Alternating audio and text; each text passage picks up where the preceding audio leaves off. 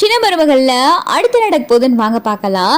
Tamilselvi car ஓட்டி கத்துக்கிறோம்னு சொல்லிட்டு driving class வந்திருக்காங்க. அங்கே டிரைவிங் கிளாஸ்ல சொல்லி கொடுத்துக்கிட்டு இருக்காங்க.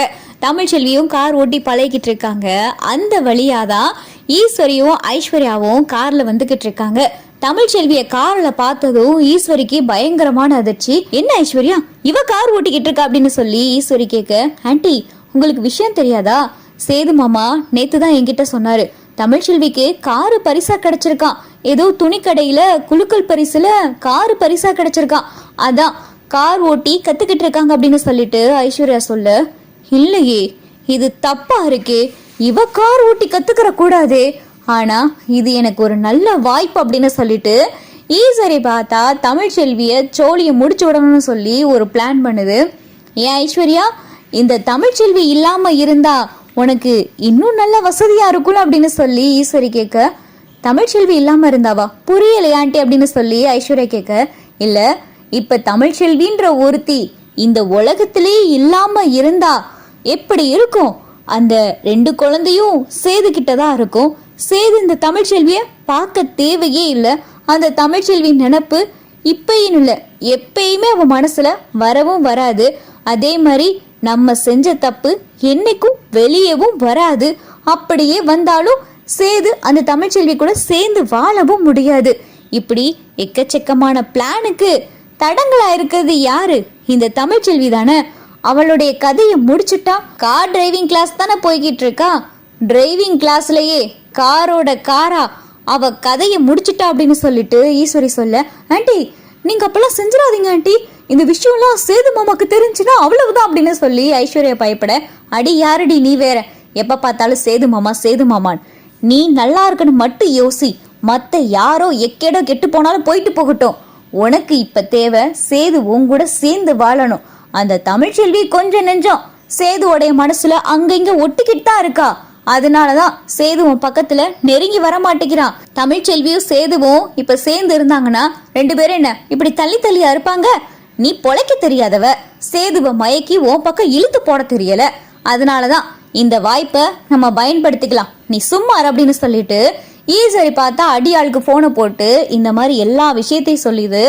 கார் டிரைவிங் கிளாஸ் போறவளை எப்படியாவது கார் பிரேக்கை கட் பண்ணியோ ஆக்சிடென்ட் மூலமாவோ அவ இல்லாம ஆக்கிறணும் அப்படின்னு சொல்லிட்டு தமிழ்ச்செல்வியோடைய கதையை முடிக்க சொல்லி ஈஸ்வரி சொல்ல, அடியாளும் பார்த்தா சொன்னதை சரி சரின்னு கேட்க ஆரம்பிச்சாங்க.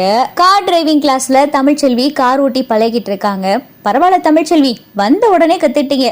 சரி இப்ப நீங்களாவே இங்க இருந்து அந்த லைன் வரைய போயிட்டு வாங்களே அப்படின்னு சொல்லிட்டு கார் டிரைவிங் கிளாஸ்ல சொல்றாங்க. சரின்னு சொல்லி தமிழ்ச்செல்வியும் கார் டிரைவிங் கிளாஸ்ல கத்துக்கிட்டு இருக்கையில எதிர்த்தாப்புல பார்த்தா தமிழ்ச்செல்வியோடைய காரை அடிச்சு தூக்குறதுக்காக ஒரு லாரியும் வந்துகிட்டு இருக்கு. தமிழ்ச்செல்வி கார் ஓட்டிட்டு வந்துகிட்டு இருக்காங்க. கார்ல பிரேக்கும் பார்த்தா பிடிக்கல, கார்ல பிரேக்கும் பிடிக்கல. எதிர பார்த்தா ஒரு லாரி ஃபோர்ஸா வந்துகிட்டு இருக்கு. தமிழ்ச்செல்விக்கு என்ன பண்றதே தெரியல.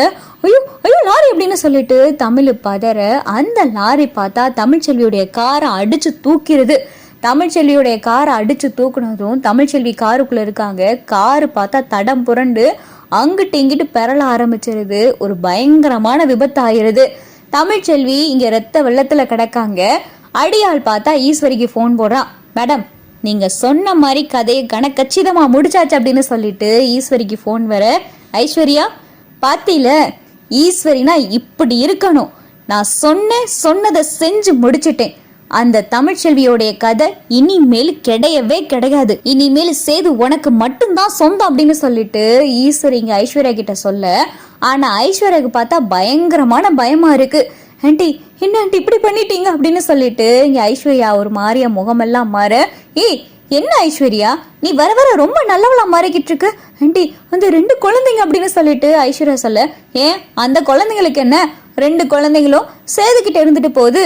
2 குழந்தைகளும் சேதுகிட்ட இருக்கிறதா நல்லது.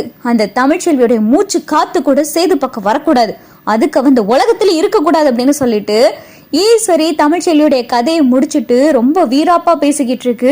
என்ன ஆண்டி உங்களுக்கு கொஞ்சம் கூட பயமா இல்லையா அப்படின்னு சொல்லி ஐஸ்வர்யா சொல்ல, அன்னைக்கு அந்த ஒரு குழந்தைக்காக அவ்வளவு வீராப்பா என்கிட்ட பேசிட்டு இங்கிருந்து சென்னை போய் சேது கிட்ட இருந்து குழந்தைய வாங்கிட்டு வந்து ராஜாங்கத்துக்கிட்ட என்னைய திட்டு வாங்க வச்சா.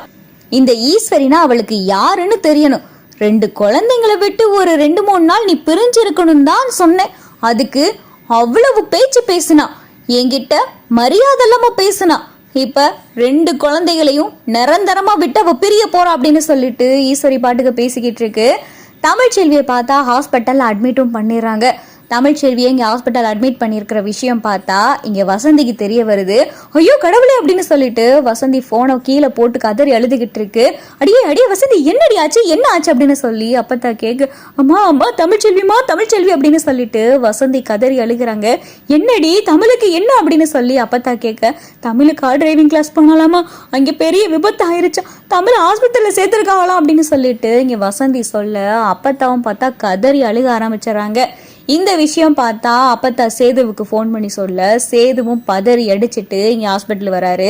தமிழ்ச்செல்வியை ஐசியூவில் சேர்த்துருக்காங்க. தமிழ்ச்செல்வி ஐசியூவில் இருக்காங்க. இங்கே கண்ணாடி வழியா பார்த்து அப்பத்தா வசந்தி செல்லப்பாண்டின்னு சொல்லி எல்லாரும் கதறி அழுதுகிட்டு இருக்கு. இந்த பிள்ளை முகத்தை பார்க்கறதுக்காவது திரும்பி வாடி அப்படின்னு சொல்லி அப்பத்தா இங்கே கண்ணாடி வழியே நின்று கதறி அழுதுகிட்டு இருக்கு. அப்பதான் டாக்டர் வராங்க. சேது பதறாரு. டாக்டர் தமிழ்ச்செல்வி இப்போ எப்படி இருக்கா அப்படின்னு சொல்லிட்டு சேது கேட்க, பயங்கரமான ஆக்சிடென்ட் சார், தலையில பயங்கரமான அடி, பிளட் எல்லாம் ரொம்ப லாஸ் ஆயிருக்கு, இப்போதைக்கு எதுவும் சொல்ல முடியாது அப்படின்னு சொல்லிட்டு டாக்டர் சொல்ல அப்பத்தா வசந்தி செல்லப்பாண்டி எல்லாரும் கதறி அழுக ஆரம்பிக்கிறாங்க. சேதுவுக்கு என்ன செய்யறதுன்னே தெரியல. என்ன அப்பத்தா பார்த்து இருக்கிறது இல்லையா அப்படின்னு சொல்லிட்டு சேது சொல்லவும், அவ அந்த காரை ஓட்ட பழகணும்னு ஆசைப்பட்டாடா, அதான் காரை கத்துக்கிறதுக்காக பழகிறதுக்காக போனான், அங்கேதான் அந்த விபத்து நடந்திருக்கு அப்படின்னு சொல்லிட்டு அப்பத்தா சொல்ல, இப்படி அலட்சியமா யார் கார் ஓட்ட கத்து கொடுக்கறது அப்படின்னு சொல்லிட்டு சேது வேகமா அந்த கார் டிரைவிங் கிளாஸுக்கு போறாரு. அங்கே போய் அங்கே நடத்துறவங்கள்ட்ட விசாரிக்கிறாரு. சார் எங்க மேல எந்த தப்பும் இல்லை சார், காரு தமிழ்ச்செல்வி நல்லா தான் ஓட்டி பழக ஆரம்பிச்சிட்டாங்க. நான் இங்கேருந்து ஒரு குறிப்பிட்ட தூரம் வரைய தான் போயிட்டு வர சொன்னோம், ஆனால் எதிர்பாராத விதமாக அங்கேருந்து ஒரு லாரி எப்படி வந்துச்சுன்னே தெரியல சார் அப்படின்னு சொல்லி இங்கே கார் டிரைவிங் கிளாஸில் இருக்கிறவங்க சேது கிட்ட சொல்ல சேதுவுக்கு ஒன்றும் புரியலை.